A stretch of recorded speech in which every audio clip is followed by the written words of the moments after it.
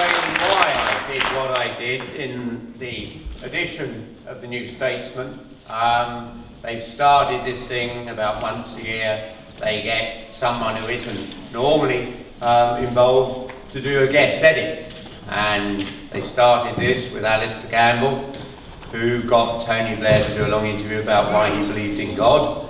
And it seemed only logical, therefore, to move on and find another interesting personality.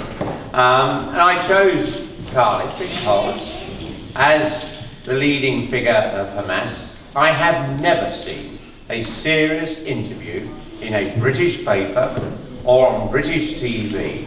All I have seen is the demonisation of Hamas. And it must have occurred to a lot of people in this country that once Hamas had democratically won the election in the last Palestinian election, that there must be more to Hamas than the demonisation that comes pouring out of the Israeli government and out of Washington.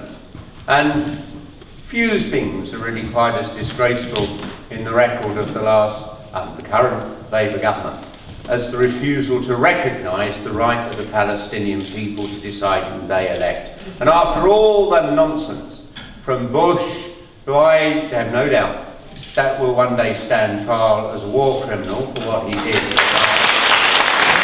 After all the nonsense from Bush, that it was about bringing democracy to Iraq, the moment an Arab people elect a government that the Washington establishment don't like, there becomes the most horrendous sanctions. Sanctions that, just like the sanctions in Iraq, which George and myself opposed when we were both in the House of Commons together, not that hit at the leaders of a regime, but lead to the deaths of men and women and children by denying them the food and the medicines.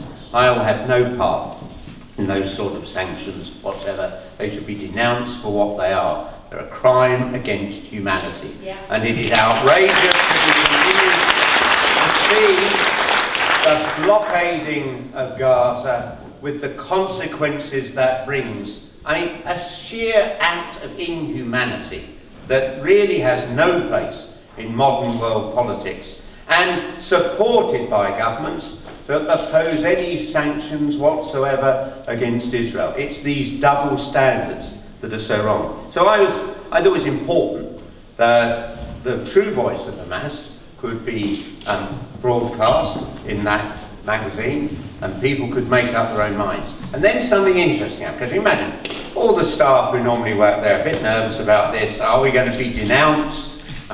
Will there be, huge attacks on what we've done?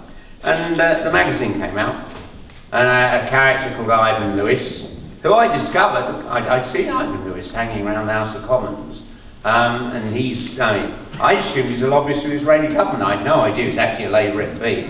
And of course he's been given a job, because he's one of that small group of Labour MPs that only ever seems to talk about the defence of the State of Israel and denounce any Arab that might have a different point of view. And he came out and said, I made a great mistake in having this interview and then publishing it. And I assumed this would be the start of the avalanche of denunciations, and how outrageous it was, and how someone like me should never be allowed to stand for mayor again or something. And then it went completely quiet, a little bit in the Jewish Chronicle the next week. And of course, the last thing they wanted to do was, they realised this, a lot of denunciations would mean people would buy it. More of them would read it. I wish there had been more denunciation. I wish great extracts from it had been printed in The Sun and the Daily Mail and the Express. But they're not going to do that. So do get hold of copies of that, and just take a few photocopies and circulate it amongst your friends, at groups at work, in your community, so more people get to see that. The silence spoke volumes for how they really don't want the Palestinian people to be able to express themselves through their elected leaders. And it's not a new thing at all. When I first became politically active in the 1960s, the line of the Israeli government articulated, and I heard her say it in television interviews, articulated by the Prime Minister of Israel, Golda Meir, was that there are no such thing as Palestinians. The Israeli government denied Palestinians existence. They said they're just all Arabs, and we can't understand why they don't go and live in another Arab country.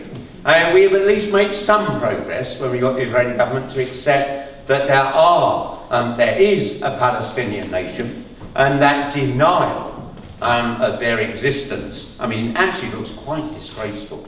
I mean, can you imagine what would be said if George or myself said there are no such thing as Jews? I think we might have a bit of criticism.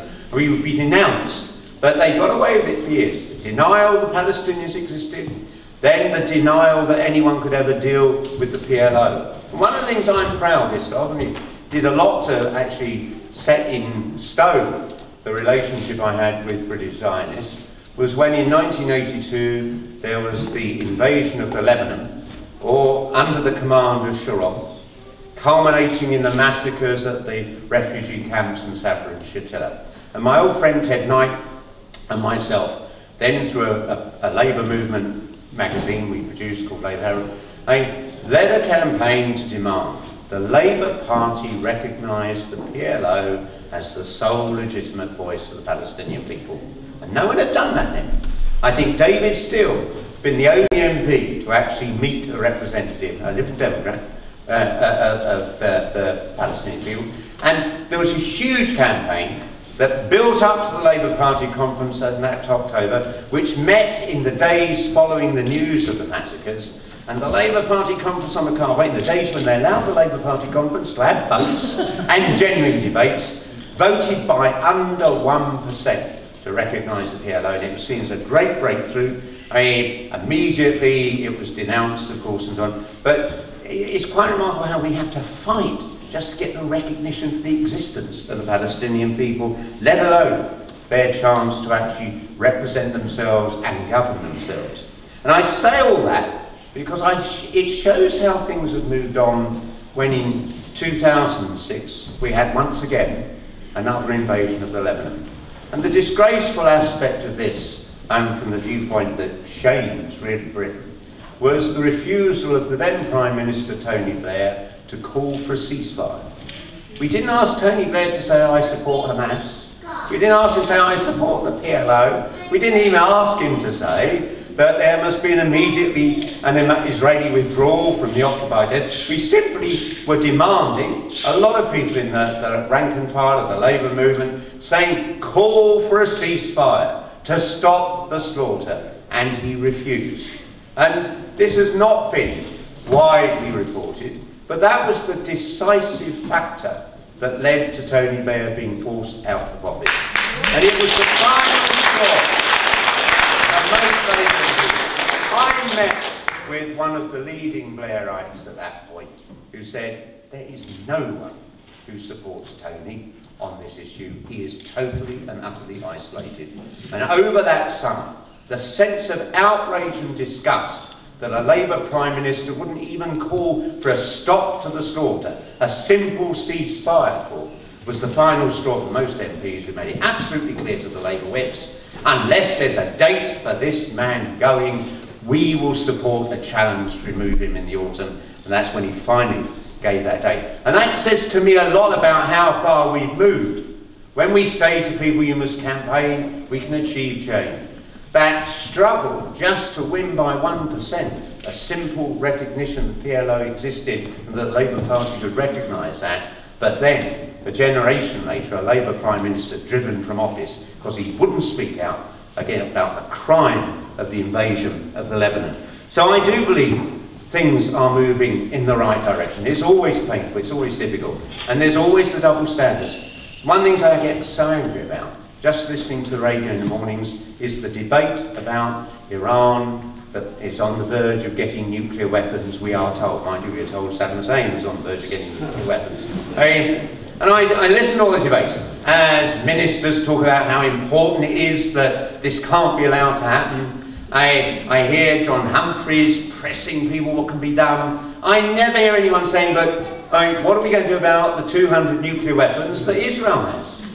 When am I going to hear